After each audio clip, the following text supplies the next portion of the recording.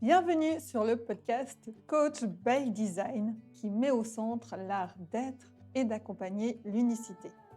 Je suis Annie Guédeberg, générateur sacral 5.1 et avec le Human Design, j'assiste aujourd'hui les accompagnants de l'être humain à créer des expériences sur mesure depuis l'être de leurs clients en partant de leur propre unicité. Dans ce podcast, tu trouveras aussi bien des interviews d'accompagnants qui nous partagent leur vécu en ayant intégré le Human Design aussi bien dans leur vie personnelle, dans leur cœur de métier d'accompagnant et aussi en tant qu'entrepreneur. Et puis tu trouveras aussi des épisodes où je serai toute seule en mode solo pour t'amener des perspectives, des réflexions quant à l'accompagnement avec le Human Design. Alors, prêtes et prêts à écouter ce nouvel épisode ? C'est parti!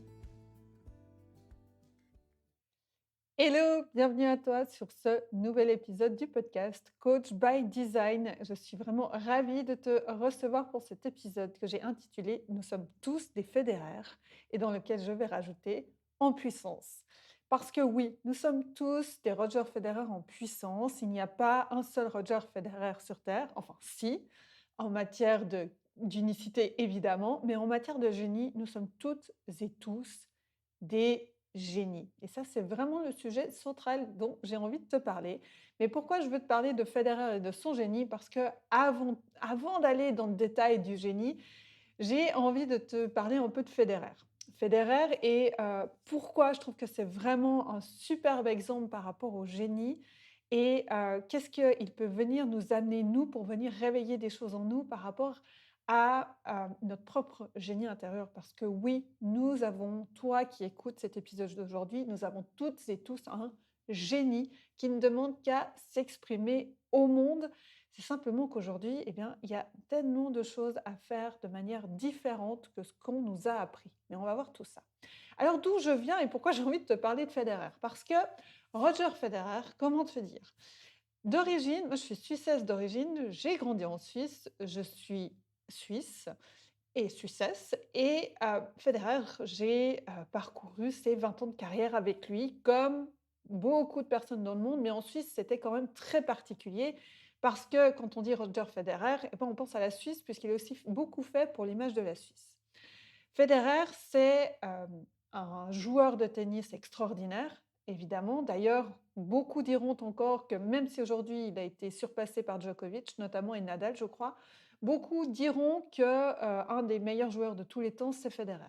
Federer parce qu'il avait un jeu d'une pureté assez incroyable dans ses gestes, d'ailleurs, quand on observe ses gestes, mais aussi dans son aura, l'aura mondiale qu'il a eue, son humilité, cette bienveillance qu'il avait pour chacun.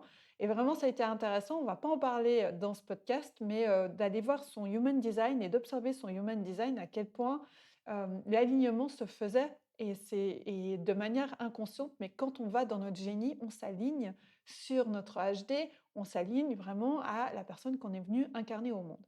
Et Federer, c'est un exemple parlant.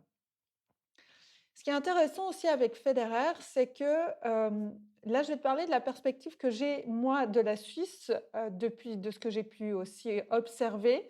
Ça reste une perspective. D'autres personnes suisses auront d'autres perspectives que la mienne, mais vraiment, je viens de celle-ci parce que déjà, on parle rarement de la Suisse, ce petit pays de 7, bientôt 8 millions d'habitants, planté au milieu de l'Europe, qui ne fait pas partie de l'Europe. Qui a un système politique particulier que j'ai étudié notamment dans mes études de sciences politiques parce que j'ai été passionnée par la Suisse, par son système, par les votations, parce qu'on a, alors l'idée c'est pas de parler de politique non plus, mais on a le principe de démocratie directe, c'est-à-dire qu'en Suisse, le peuple est amené à voter et à s'exprimer très souvent dans des objets de votation, donc on vote sur des lois, on vote sur des objets, mais aussi dans le cadre d'élections, parce qu'on élit 3 niveaux de représentation. Mais je ne vais pas te faire un cours ex cathedra sur le système politique suisse, ce n'est pas l'enjeu ici. Ce qui est intéressant de voir en Suisse, c'est que nous avons une société de consensus. Déjà, ce qui est assez intéressant et c'est énorme, c'est de se rendre compte qu'on a 4 cultures qui vivent ensemble, la plus grande qui est la partie germanophone, les Suisses allemands. Ensuite, on a la partie francophone, les Suisses romands. la partie italophone, les Suisses italiens, et la partie qui parle romanche, qui est une petite partie, une petite culture de 50 000 personnes qui parlent cette langue, mais elle est reconnue comme langue nationale, donc on a 4 langues nationales. Donc si vous avez des quiz de culture générale, sachez que nous avons 4 langues nationales, qui est l'allemand, le français, l'italien et le romanche en Suisse. Voilà pour le côté géographique.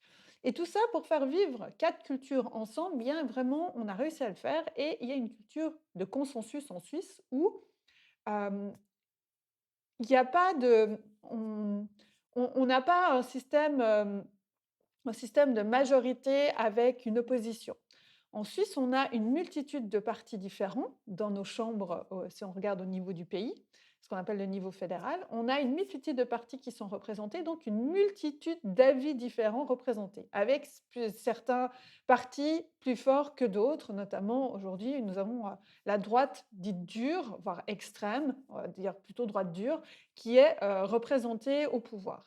Alors, je ne vais pas vous faire un cours de comportement politique ni sur quels arcanes jouent les différents partis en fonction des sujets, leurs sujets de prédilection, mais on peut le voir, les discours de droite dure, voire d'extrême, sont un peu les mêmes dans tous les pays. Donc, ça vient réveiller aussi sur quelque chose qui est très important pour moi aussi de marquer, c'est le sentiment de peur et du manque, qui est une manipulation de masse. Mais ce n'est pas le sujet là non plus. Je ne suis pas en train de vouloir déconstruire les différents discours des différents partis, mais simplement pour vous donner un peu ce qui se passe dans une des chambres fédérales au Parlement, parce qu'on en a deux. Bref, tout ça pour vous dire que cette culture du consensus, elle nous amène à parler de voix collectives. La Suisse est un pays collectif. Un pays collectif où, oui, quand il y a des votations, bah, quand il y a une majorité de oui ou de non, bah, c'est ce qui passe, c'est la majorité qui va passer. Donc, qu'est-ce qui se passe là-dessus? Culture du consensus, c'est qu'on écoute quand même toutes les voix et on essaye de trouver un consensus en toutes les voix. C'est ce qui se passe dans notre système, dans notre gouvernement, l'exécutif du pays, où on a 7 ministres qui vont trouver un consensus ensemble et où on n'a pas forcément de voix discordantes ou de voix individuelles qui s'élèvent. Donc c'est quoi le lien avec Federer? Ce qui est intéressant en Suisse, c'est que si tu es Federer et que tu as le génie de Federer et cette humilité, c'est OK en fait. Et ce que je trouve assez génial, c'est qu'il nous offre finalement le, il nous offre l'aura et Federer, je ne le sens pas dans l'ego. Ça, c'est quelque chose que moi, je sens aujourd'hui. Et là, je vous donne juste une petite information en Human Design. J'ai le cœur non défini, c'est le petit triangle au milieu de la charte. J'ai le cœur non défini. Et à mesure que je déconditionne ce centre et que je capte les énergies extérieures, j'ai une grande propension à sentir les personnes qui vont s'exprimer depuis l'ego, l'égoïsme et l'ego individuel, et les personnes qui vont plutôt s'exprimer depuis leur soi supérieur, depuis leur âme, peu importe le mot qu'on met là derrière. Et chez Federer, eh bien, Federer, il a cette aura-là mondiale. Et j'ai envie de vous dire, voilà un des liens aussi, autre que le génie, et simplement de parler depuis l'espace de son cœur, depuis l'espace de son âme, depuis son soi supérieur. C'est ce que j'ai ressenti toujours, et c'est certainement pour ça qu'il a cette aura mondiale. C'est ce qu'on a tous ressenti au niveau mondial, et notamment aussi en tant que manifesting generator, il a une aura bienveillante qui fait que les gens ont envie d'être avec lui, dans cette humilité-là. Je ne vais pas parler de ses canaux, parce qu'on pourrait raconter encore plein de choses depuis ses canaux, et ce n'est pas le but de faire une analyse de Federer dans ce podcast. Donc, si on a cette aura-là, c'est OK, en fait, de sortir de la masse. En guillemets, de la masse, quand je dis en Suisse, on a ce côté-là aussi très, très refermé. Nos émotions, on ne va pas les montrer à l'extérieur, on va plutôt les vivre de l'intérieur. Enfin, vraiment, on ne s'extériorise pas. La Suisse, ce n'est pas un pays où les gens s'extériorisent. C'est vraiment pas un pays où le son est très chaud, j'ai envie de vous dire, si on peut prendre cet exemple-là. Donc, le truc, c'est que ça ne nous donne pas forcément non plus une propension à vouloir, ça ne nous donne pas. C'est pas coutumier, donc d'autant plus, on est encore plus conditionné à être dans ce consensus de la masse et de pas faire entendre sa voix. Ou alors quand on l'entend, cette voix, souvent on se retrouve face à des, discours discordants ou des discours venus de l'ego intérieur, depuis l'ego, vraiment l'égoïsme, cette partie égotique, et qui s'exprime chez certains politiciens. Je ne suis pas là pour vous dire c'est bien, c'est mal, je suis de gauche, je suis de droite, on s'en fout. En fait, ce n'est pas le sujet dans ce podcast-là. Mais c'est tout ça pour vous dire que dès qu'on a des voix qui s'élèvent depuis l'ego, ça passe mal. Dès qu'on a des voix qui s'élèvent depuis l'âme et qui sont des génies comme Federer, là, ça passe. Et donc la population elle se retrouve un peu au milieu se trouve un peu au milieu, là au milieu. En tout cas, pour les Suisses qui m'écoutent, les Suissesses et les Suisses qui m'écoutaient, si vous avez des choses qui vous tiltent et que vous avez envie de me partager là-dessus, ce sera avec grand plaisir. Vous pouvez venir, me voir sur Insta en MP. Ce sera avec grand plaisir de pouvoir échanger sur vous à ce sujet-là. Avec vous, pardon, avec vous sur ce sujet-là. Donc, qu'est-ce qui se passe là-dessus? C'est que d'une certaine manière, on a une forme de nivellement de l'individualité. Alors, ça en Suisse particulièrement, je vous parle du contexte suisse, mais finalement, on le voit aussi partout. Et ça nivelle, ça nous amène à niveler notre génie. Et quelles sont les causes de ça? Je vais vous en parler un peu plus tard. Pour revenir à Federer, Federer est un génie. Mais nous sommes tous, de nouveau, je vous le dis, nous sommes tous des génies. C'est un génie du tennis, notamment, et un génie de l'humilité, une personne géniale. Et c'est bien pour ça que je vous dis que nous sommes tous des génies, parce que nous sommes tous géniaux et des merveilles sur Terre. Federer est un génie, mais aussi, c'est une chose aussi qui est importante pour moi de vous dire, c'est que souvent quand on voit génie, on va déconstruire aussi la notion générale du mot génie. Federer a le génie du tennis, mais c'est pas venu en un claquement de doigts. Il a travaillé, il a cravaché, excusez-moi du mot. Il a vraiment travaillé et il a mis souvent la notion de plaisir immédiat. Et je ne vais pas vous parler de sacrifice, parce que pour moi, ce n'est pas un sacrifice. Il a mis la notion de plaisir immédiat de côté, il s'est mis dans la discipline, il a pris une hygiène de vie incroyable et il a avancé dans la direction de ses objectifs et de ses rêves. Il a fait preuve de discipline et il y a du travail. Il y a du travail par passion, parce qu'il est passionné, parce qu'il a toujours adoré le tennis. Et puis, il a avancé aussi avec son intelligence émotionnelle.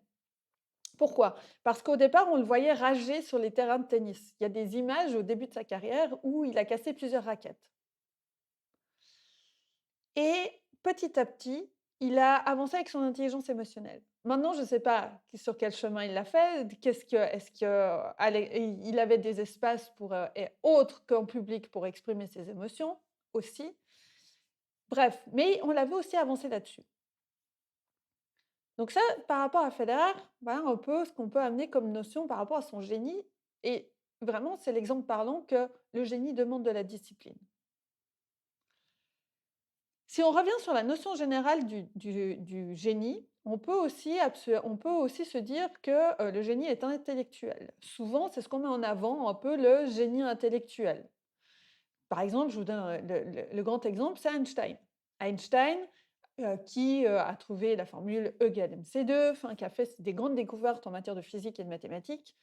Et là-dessus, ce qui est intéressant aussi, et c'est une grande majorité des scientifiques aujourd'hui, c'est qu'ils partent d'intuition et ils viennent tester leurs intuitions. Donc, ils mettent leur génie intellectuel ou leur génie au service de leur intuition.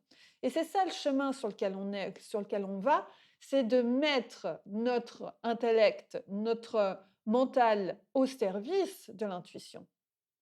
Et non plus de partir du mental et de rester avec celui-ci et de continuer dans le mental, mais de reconnecter à cette voix intérieure de notre intuition et de mettre notre intelligence et notre intellect au service de cette intuition-là.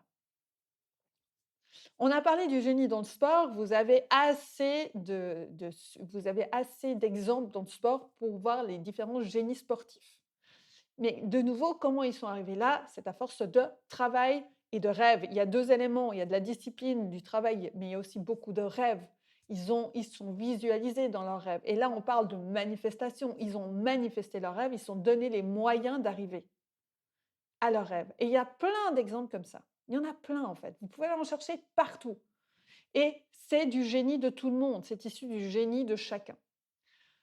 Il y a aussi en musique, je vous prends Mozart. Mozart est un génie de la musique. Clairement, avec une oreille absolue qui descendait des mélodies, il devait être connecté certainement à autre chose. Enfin voilà, de nouveau, Mozart est un génie de la musique. Et je vous laisse continuer votre propre liste du mot génie. Ce qui est intéressant là-dedans, c'est que je vous ai donné des exemples d'hommes.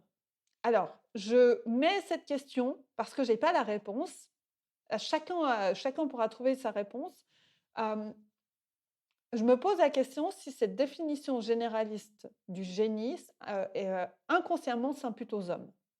Parce que là-dedans, je vous ai donné des exemples masculins, alors qu'il y a aussi plein de génies féminins, mais dans la définition générale, je ne suis pas sûre que si je vous donne les noms de Serena Williams ou Martina Hingis notamment, qui sont des génies du tennis féminin, Martina Hingis qui était une grande joueuse suisse, Serena Williams, bon, vous en avez entendu aussi parler, elles sont des génies du tennis féminin notamment. Mais je ne suis pas sûre que dans ce qu'on a pu dire au niveau des médias par rapport à elles, on leur a mis on aurait mis ce mot génie chez elles. Je ne sais pas. C'est une question que j'ouvre. De nouveau, il n'y a pas de jugement de bien ou de mal. J'ouvre juste le questionnement pour remettre cette notion du génie en question. Parce que c'est tellement important là-dessus. On a des génies féminins de la musique. Alors, je vous donne des exemples américains, mais parce qu'elles sont sur le devant de la scène, on les voit. Il y a Beyoncé, Alicia Keys, et vous pouvez trouver plein de génies féminins de la musique. Il y en a plein. Mais de nouveau, c'est intéressant de voir qu'est-ce qu'il faut en plus pour les femmes. Alors, je mets ce côté des femmes parce que il y a aussi, dans ce que je vous amène, aussi une notion de déconstruction du patriarcat. Et qu'aujourd'hui, pour les femmes, pour être sur le devant de la scène, c'est compliqué. Et notamment, je lisais récemment sur un festival en Suisse qui n'a qu'une programmation masculine et où ça a fait l'objet de critiques. Et en fait, ils amenaient quelque chose qu'il était difficile soit elles étaient déjà engagées ailleurs, donc c'était difficile de les avoir, mais qu'il y avait moins de femmes sur la scène. Et il y a une forme d'invisibilisation. Donc c'est aussi pour ça que je vous amène ce questionnement-là et que je viens parler des femmes, parce que ça m'est aussi important, mais pas dans le sens de remettre en question l'homme, mais simplement de dire: «OK, venons mettre de l'équité là-dedans et déconstruisons aussi les notions de patriarcales». Et dans cette notion de génie, il y a un truc important pour moi, c'est aussi d'aller déconstruire cette notion patriarcale pour donner de la visibilité à chacun, sans effacer la visibilité sur les hommes, mais tout en trouvant de l'équité entre les différentes formes. Et je ne parle pas d'égalité, je préfère parler volontairement d'équité. Bref, vous avez aussi dans l'entrepreneuriat une américaine que j'aime bien suivre, Marie Forleo, ça fait des années que c'est une entrepreneuse sur les réseaux, qui est pour moi aussi un génie de l'entrepreneuriat. Donc là, voilà, vous avez différentes formes de génie féminin. Un autre élément dans cette notion généraliste du génie, c'est qu'il faut avoir fait des choses extraordinaires. Derrière chaque élément que l'on croit extraordinaire, dites-vous bien que ce n'est pas venu d'un claquement de doigts. D'où la notion que nous avons tous du génie en nous, de formes différentes. C'est que, il y a eu de la discipline, comme je vous le disais, il y a eu de l'entraînement, il y a du travail, mais du travail qui est issu d'un espace d'envie, d'un espace où on a vraiment envie de s'exprimer. Pas une notion de travail, où on n'a pas envie. Et ça aussi, redéfinir la notion du travail, c'est relié aussi à la notion du génie. Donc, comme je vous disais, c'est pas du tout venu d'un claquement de doigts pour ces génies sous la définition générale. Et je vous disais aussi notamment que, je répète, mais que cette notion de plaisir immédiat dans laquelle on est floué avec notre société de consommation, eh bien, ils ont aussi mis de côté leur notion de plaisir immédiat pour aller travailler, pour aller dans l'entraînement, parce qu'ils ont dégusté le plaisir d'une autre manière plus tard. Le plaisir d'atteindre leurs rêves, le plaisir, la joie, leur propre succès. Parce que aussi, là derrière, il y a une notion aussi dans cette notion généraliste de génie, c'est qu'il y a une notion de réussite sociale attribuée à celui-ci. Une reconnaissance, reconnaissance du génie, il y a une reconnaissance financière, une reconnaissance du succès, parce que finalement on met ça sur un piédestal. Comme quoi c'est le succès, c'est ça le chemin.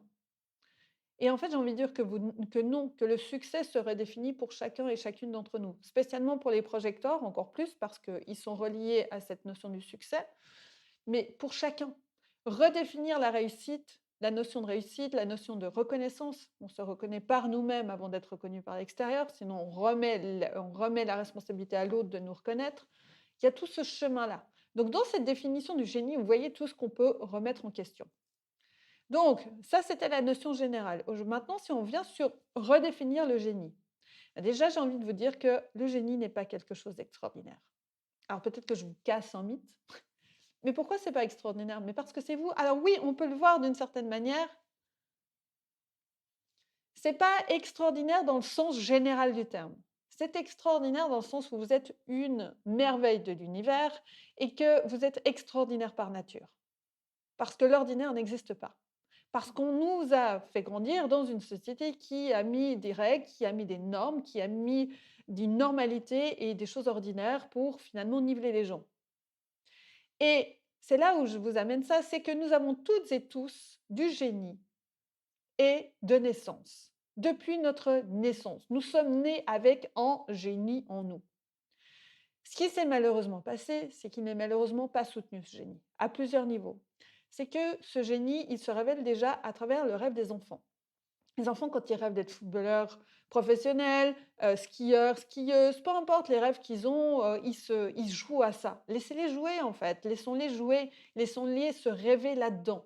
Parce qu'ils nourrissent leur génie intérieur. Ils sont en train de nourrir ça, ils sont en train d'amener des rêves. Sauf que footballeurs professionnels, on leur a cassé leurs rêves. Souvent, beaucoup d'enfants vont avoir leurs rêves cassés par les conditionnements parentaux qui font ce qu'ils peuvent. Hein. De nouveau, je ne juge pas que ce soit bon ou mauvais. Je remets juste aujourd'hui les choses en perspective et remettre du questionnement là-dedans pour faire différemment. Il y a un nivellement aussi à l'école. Le système éducatif, on met tout le monde à la même enseigne, derrière des pupitres, avec le même savoir, le nivellement au niveau des notations. Ensuite, on leur dit ce qu'ils peuvent faire, ce qu'ils sont capables de faire ou non. En Suisse, je vous parlais de la Suisse, c'est encore un peu différent, quoique ça reste quand même là-dessus on est un peu là-dessus, mais on a encore cette chance de pouvoir avoir des passerelles. Nous, en Suisse, alors on a le système éducatif qui nivelle quand même malgré tout, qui nous dit, ce qu'on était, dans quelle filière on pouvait aller et pour vous dire, quand j'étais, dans la deuxième partie du cycle obligatoire, il y avait, 3 niveaux. Les prégymnasiales, c'était ceux qui allaient, ensuite au lycée. Il y avait les généralistes, les généraux, ceux qui allaient plutôt faire des apprentissages, puis il y avait ceux qui étaient pratiques, qui allaient rester plutôt dans les apprentissages pratiques parce qu'ils n'avaient pas de niveau, intellectuel pour, être sur les autres niveaux. Ils ont changé les appellations, mais mine de rien, on reste un peu là-dedans. Ce qui est intéressant en Suisse, c'est que même avec un apprentissage, il y a des passerelles pour pouvoir ensuite aller étudier dans des hautes écoles ou les universités. Donc en Suisse, on a quand même encore ces différents passages et qu'un fils d'ouvrier aujourd'hui peut être conseiller fédéral, c'est-à-dire un des 7 ministres en Suisse. Donc en Suisse, il y a aussi cette ouverture-là que on peut changer d'endroit. Mais ce n'est pas le cas partout. La France, c'est difficile. Il y a encore cette notion de case sociale, de niveaux sociaux. Donc, il y a plein de choses à déconstruire de ce côté-là. Mais malgré tout, on a un nivellement au niveau de l'école où on va stopper les rêves des enfants, on va leur dire où ils peuvent aller, ce qu'ils sont capables de faire, ce qu'ils ne sont pas capables de faire. Et on a, et comme je vous le disais aussi, notamment aussi au niveau de l'échelle sociétale, soit des notions de classe sociale, soit des notions de réussite professionnelle, hem, des réussites financières, d'argent. Et aussi, sans parler que là-dedans, on nous apprend que notre valeur personnelle passe aussi par l'argent que l'on reçoit. Donc vous voyez que le génie intérieur, il est vite nivelé. Parce qu'il y a peu d'espace pour entraîner le génie et le reconnaître nous-mêmes à l'intérieur de nous. Il y a peu d'espace qui sont alloués à ça. Aujourd'hui, on a, ce qui est intéressant aussi, le génie, entre guillemets, déjà pour connecter à ce génie, ben, on va tous apprendre de manière différente et à des vitesses, en grand guillemets, différentes. Donc c'est intéressant aussi tout ce qui se développe au niveau des écoles alternatives qui accompagnent le cheminement de l'enfant en fonction de son propre rythme. Et ça, c'est super intéressant aussi là-dessus. Donc c'est là qu'on voit qu'il y a plein de choses. Et ça va nourrir, ça va venir ouvrir des espaces pour le développement du génie de l'enfant et qui connecte à son propre génie. Et c'est là aussi que j'ai envie de vous dire que le génie, pourquoi le chemin, il est aussi de reconnaître notre génie intérieur, c'est qu'il est sous des formes multiples et variées dont on n'a certainement aucune idée aujourd'hui de l'expression de ce génie. Et on est en chemin vers l'expression de ce génie. Et d'ailleurs, le Human Design nous permet de connecter à une partie de notre génie. Pas à tout notre génie, parce que le Human Design n'explique pas tout. Et ce génie, ensuite, il vient s'expérimenter et s'entraîner. Il est inné en nous, mais il se pratique, il s'expérimente. On va aller le tester dans différentes zones. Et c'est ça qui est intéressant. Et on va le faire grandir au fur et à mesure. Il n'est pas statique, rien n'est statique. Il évolue constamment au fur et à mesure de nos expériences, de nos évolutions et de nos apprentissages. Et ce génie, c'est ce qui fait, c'est une partie qui fait qui nous sommes à l'intérieur de nous. Et exprimer notre génie unique, c'est exprimer notre soi supérieur, exprimer la merveille que nous sommes au monde. Et je vous souhaite de venir vous exprimer. Peu importe la manière dont vous souhaitez vous exprimer, mais exprimez votre génie au monde. Il peut passer à travers de la poterie, il peut passer à travers la musique, il peut passer mais de nouveau tout ça, redéfinir l'art, ça aussi, là, c'est un sujet qui descend là maintenant pendant que j'enregistre ça parce que ça m'arrive, mais redéfinir la notion d'art et de création et de vivre de sa création. Parce qu'aujourd'hui, combien d'artistes, mettent des bouts de ficelle les uns après les autres pour pouvoir survivre, alors qu'ils sont dans l'expression même de leur génie. Donc vous voyez à quel point aujourd'hui on a tout à redéfinir et que c'est absolument génial puisqu'on a le champ des possibles qui s'ouvre à nous. La seule chose qui nous limite, c'est notre mental qui nous dit oui mais, ou bien non je ne peux pas faire ça parce que si j'ai besoin de ça donc je ne peux pas faire ça et on se limite.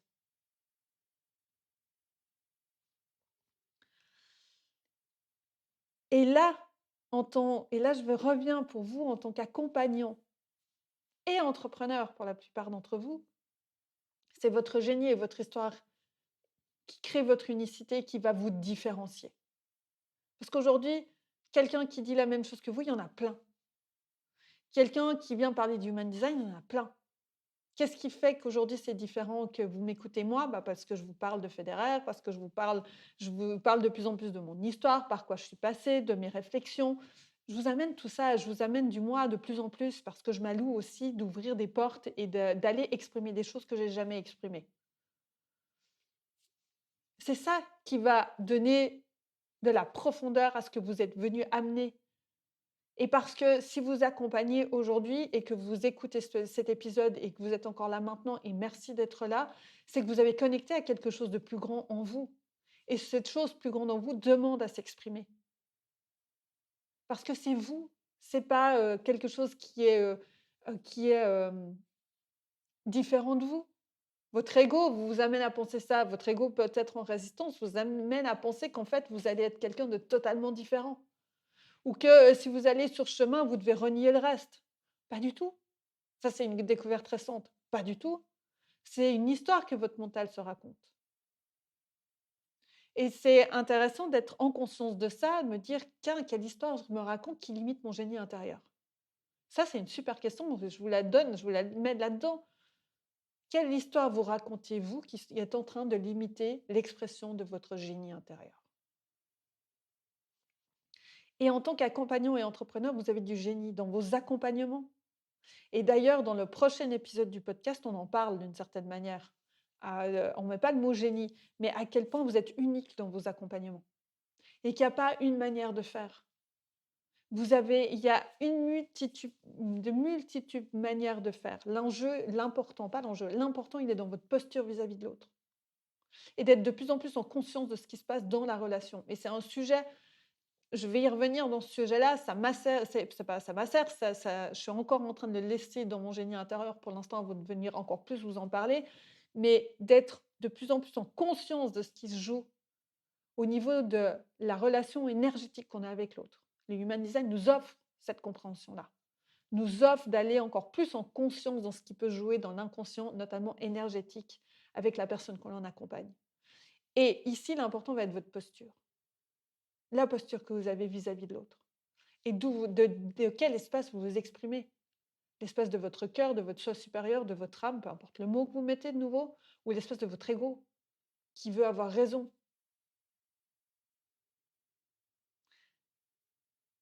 Donc, votre génie vient s'exprimer dans vos accompagnements. Vous savez, ces trucs d'intuition que vous avez aussi, ou ces trucs que vous avez fait des choses, soit vous savez pas comment vous les avez faites, d'où c'est arrivé et tout, et ça a été tout le temps des éclairs de génie. Bah oui, bah c'est ça, c'est vos éclairs de génie, votre propre génie. Il est là, il est là-dedans. Et puis aussi dans votre communication, je vous parlais de votre génie, vous avez tous du génie à partager dans votre communication. On veut vous voir vous, on veut voir votre génie s'exprimer au monde. Et pour terminer cet épisode, je vous donne une idée. Parce que c'est celle que je pratique depuis 1 mois et demi maintenant, à l'enregistrement de cet épisode. C'est que je prends de la distance avec les réseaux sociaux. Je suis dans une phase où j'ai besoin de prendre de la distance des éléments dans lesquels j'ai vraiment, je me suis influencée dans le bon sens. Je ne remets pas en question de nouveau l'influence. Il y en a partout de l'influence. On s'influence tous les uns les autres. Mais j'ai un besoin intérieur de revenir à moi et me dire, OK, c'est quoi que je veux vraiment exprimer au monde? Qu'est-ce que j'ai vraiment envie d'exprimer au monde? Pourquoi je vous invite à sortir des réseaux? C'est pas sortir des réseaux totalement. C'est de continuer, je vous ai parlé de discipline, c'est de continuer à communiquer. Vraiment de continuer à venir communiquer ce que vous avez à communiquer au monde, sur vos réseaux, peu importe les endroits où vous le faites, mais d'arrêter de scroller, de sortir de vos réseaux, arrêtez de scroller, arrêtez d'aller lire ce que d'autres font, d'aller vous inspirer de chez d'autres et de laisser votre inspiration arriver d'ailleurs. D'ailleurs, ça dépend aussi comment on est câblé, entre guillemets, avec le Human Design. Notre inspiration, on ne la nourrit pas de la même manière. Mais pourquoi je vous invite à sortir de vos écrans d'accueil avec les posts des autres, c'est pour revenir à votre génie intérieur. De revenir à votre inspiration, revenir à votre message intérieur et ce qui vient de vous. Parce que ce qui se passe, c'est qu'inconsciemment, on va aussi aller se comparer à l'autre. Ah, un tel, il fait ça, il a tant de followers, que ci, que ça, que de machin. Et en fait, le truc, c'est qu'on rentre dans des notions de concurrence, on rentre dans des notions de comparaison par rapport aux autres comptes. Qu'est-ce qu'on fait? On essaie de refaire pareil, mais ça marche pas. Bref, il y a cette influence-là qui finalement nous permet, entre guillemets pas, ou vient limiter aussi l'expression de notre propre génie intérieur et de ce qu'on a à raconter au monde. Donc je vous invite à continuer votre discipline de communiquer sur vos réseaux, d'échanger avec les personnes avec qui vous échangez, ne coupez pas ça. Par contre, coupez-vous de scroller pendant un moment, offrez-vous, je sais pas, commencez, si c'est devenu quelque chose de récurrent, offrez-vous une journée sans scroller, ensuite deux, petit à petit, étape après étape, sans vous dire ah, je fais pas ça pendant un mois. Moi, je vous dis que ça fait 1 mois et demi, je continue à lire certains trucs, mais par contre, je reste plus focalisée dessus. J'en ressors et je prends de l'espace intérieur pour nourrir mon génie intérieur. Le but ici, c'est vraiment de trouver la propre voie, votre propre voie de votre propre génie intérieur. Et là-dessus, je vous invite à rester connecté dans mon espace, Instagram, certainement mes emails aussi. Notamment là ci-dessous, vous avez le lien vers une vidéo gratuite que je vais vous ai, qui est à disposition, qui se prénomme «L'art, d'accompagner l'unicité», où je viens vous parler justement en quoi le Human Design, offre justement, de la profondeur dans cet art d'accompagner l'unicité et à quel point c'est aujourd'hui important d'accompagner l'unicité dans le changement vers 2027 dans lequel on est. Sans vous donner plus de détails, d'ailleurs, si vous voulez retrouver, plus de détails là-dessus, je vous remettrai aussi en lien ci-dessous, sur les changements énergétiques que nous vivons et nos changements intérieurs aussi et notamment génétiques aussi. Notre évolution intérieure, en lien avec l'évolution de la Terre, j'ai une masterclass, qui s'appelle «Dévotion» sur ce sujet-là, qui est une vérité sans être avec un V majuscule. Je vous mettrai le lien là aussi ci-dessous et selon, par lequel vous passez, vous allez être inscrit dans mes listes. Donc, vous serez aussi en lien avec moi au niveau, par email où je vous donnerai des nouvelles. Pourquoi je vous dis ça? Parce que, il y a encore un truc qui est en train de se nourrir en moi, mais il y a vraiment quelque chose où j'ai envie de vous accompagner dans l'expression de votre génie. Je vous en dis pas plus, je vous le dépose là. Si vous voulez en savoir plus, vous pouvez me suivre sur Instagram ou alors à travers, les liens que je vous ai mis là en dessous et vous rentrerez ensuite dans mes listes d'emails si vous le souhaitez. Voilà ce que je pouvais vous partager aujourd'hui. J'ai envie de vous inviter à aujourd'hui trouver, peu importe que ce soit en story, que ce soit dans un post, que ce soit ailleurs, voilà, ce que tiens, vous posez la question ou allez poser la question à l'extérieur. OK, quand tu m'observes et tout, qu'est-ce que tu c'est quoi mes traits de génie? Tout simplement ou alors vous, rentrez en lien avec vous, à l'intérieur de vous, connectez à votre corps, un espace à l'intérieur de vous qui a peut-être envie de s'exprimer, de connecter à ça et juste sans mettre votre mental, mais juste vous mettre à l'écoute de cette partie et voir ce qu'elle vous envoie. Peu importe les messages, de quelle manière elle vous passe le message. Et ensuite, de mettre en lumière ce génie. Voilà, je vous invite à ça. J'ai été ravie de passer cet épisode solo avec vous. Je vous retrouve la semaine prochaine pour une interview de bombe. Mais alors, c'est vraiment une bombe cette interview avec Estelle qui est Manifesting Generator. Vous allez voir, on a un podcast fait avec une Manifesting Generator parce que on passe par plein de sujets différents. Ça part dans tous les sens avec énormément de cohérence. Donc, je me réjouis de vous faire écouter cet épisode. Je vous donne rendez-vous la semaine prochaine et je me réjouis. Merci d'avoir été là. Je vous embrasse et à très vite. Gros bisous. Merci beaucoup pour ton écoute. J'ai été ravie de partager ce moment avec toi.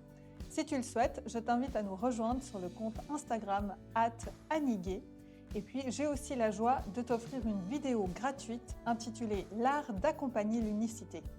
Dans celle-ci, tu vas pouvoir découvrir comment faire la différence dans tes services d'accompagnement et ainsi te démarquer en créant des expériences uniques pour tes clients. Les liens aussi bien vers le compte Instagram que vers la vidéo sont dans la description de cet épisode. Je te dis à très bientôt pour un nouvel épisode.